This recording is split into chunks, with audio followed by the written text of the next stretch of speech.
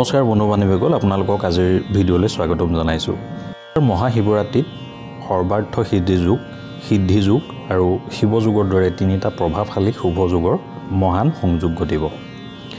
ইয়াৰ সমান্তৰালকৈ এই দিনটোত মহাদেৱৰ লগতে শনিদেৱৰ কৃপা লাভ কৰিব বিশেষ 5টা ৰাশিৰ ব্যক্তিয়ে। মহাদেৱ আৰু শনিদেৱে কোন 5টা ৰাশিৰ ভাগ্য উজ্জ্বল কৰিব, আজি আমি এই ভিডিঅ'টোত আপোনালোকক জনাব বিচাৰিছোঁ। মেষ ৰাশি। এইবাৰ মেষ ৰাশিয়ে ভগৱান শিৱৰ লগতে শনিৰ পৰাও বিশেষ আশীৰ্বাদ লাভ কৰিব। আপোনাৰ বহুদিনৰ পৰা বাকী থকা কাম সম্পূৰ্ণ হ'ব আৰু ব্যৱসায়টোৱে উন্নতি লাভ কৰিব।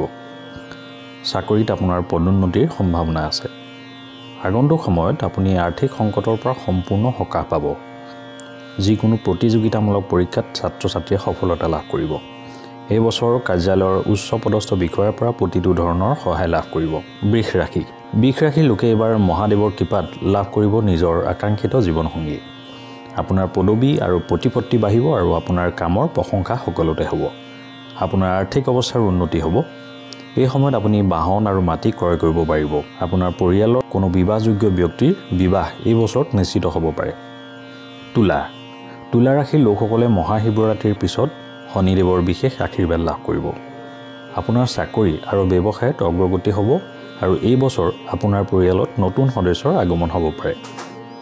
বহু উৎসৰ পৰা উপাৰ্জন পাব আৰু আপোনাৰ জীৱনটো সুখী হ'ব। পৰিয়ালত সুখ থাকিব আৰু জীৱনত শান্তি বাঢ়িব। মকৰ ৰাশিৰ লোকসকলৰ বাবে মহাশিৱৰাত্ৰিৰ এই মহান উৎসৱ আপোনাৰ পদবী আৰু প্ৰতিপত্তি বৃদ্ধিৰ কাৰক হিচাপে বিবেচিত হৈছে। আপোনাৰ পদোন্নতিৰ সম্ভাৱনা আছে। আপোনাৰ আৰ্থিক দিশটো শক্তিশালী হ'ব আৰু যিসকলে চাকৰি বিচাৰিছে তেওঁলোকে চাকৰি লাভৰ যোগ সৃষ্টি হ'ব আৰু আপোনাৰ আৰ্থিক অৱস্থা উন্নত হ'ব। লগতে আপুনি ভালদৰে ধন সঞ্চয় কৰাত সক্ষম হ'ব। কুম্ভ ৰাশিৰ লোকসকলে তেওঁলোকৰ ৰাশিৰ প্ৰভু শনিৰ বিশেষ আশীৰ্বাদ লাভ কৰিব। যদি আপুনি কোনো নতুন ব্যৱসায় আৰম্ভ কৰাৰ কথা ভাবিছে তেন্তে এই ক্ষেত্ৰত সফল হ'ব। আপোনাৰ আৰ্থিক অৱস্থাৰ উন্নতি হ'ব আৰু আপোনাৰ কেৰিয়াৰ সম্পৰ্কীয় পৰিকল্পনাও সফল হ'ব।